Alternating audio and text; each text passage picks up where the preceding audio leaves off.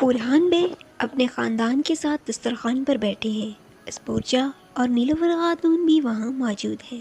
اورحان بے کھانا کھاتے ہوئے یہ اعلان کرتے ہیں کہ شہنشاہ اندرونی کوس سے ہمارا معاہدہ ہو چکا ہے۔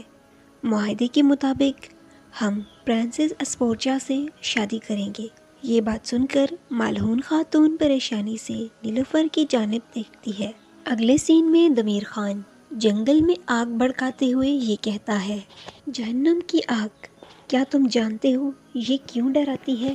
کیونکہ یہ دلوں کو پگھلا دیتی ہے۔ ہر گناہ کی ایک سزا ہوتی ہے اور یہ اورحان کی سزا ہے۔ اگلے سین میں اسی جنگل میں اورحان بے اور ان کے سپاہی دشمنوں کے مد مقابل نظر آتے ہیں، جبکہ اورحان بے کہتے ہیں، کائی قبیلہ کبھی خیانت نہیں کرتا، ان کے لیے سب سے بڑی عبرت شاہین شاہ بنے گا۔ اگلے سین میں علاؤالدین بے اور گونجا خاتون کی ایک جھلک دکھائی جاتی ہے۔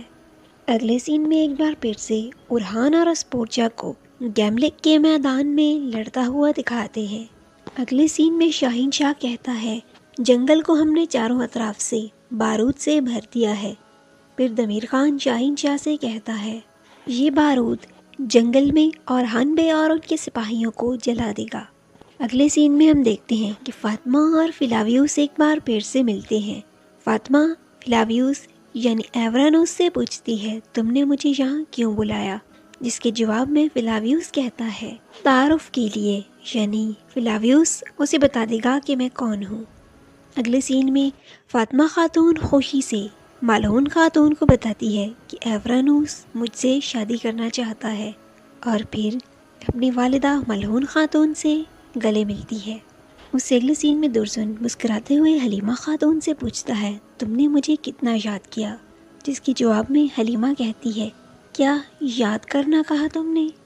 اس سے اگلے سین میں دیدار خاتون اپنے مردہ بیٹے یگید کی جلی ہوئی لاش دیکھتی ہے اور رو کر چلا کر کہتی ہے، میرا بیٹا مر رہا ہے، جبکہ اس سے اگلے سین میں شاہین شاہ یگید کی لاش کے پاس بیٹھ کر کہتا ہے، میری جان لے لو، میری جان لے لو۔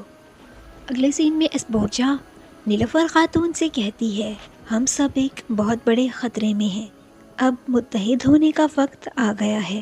اور پھر اینڈ میں وہی اورحان بے والا سین دکھایا جاتا ہے، جہاں اورحان بے اپنی پرنسس اسپورچا سے شادی کا اعلان کرتے ہیں۔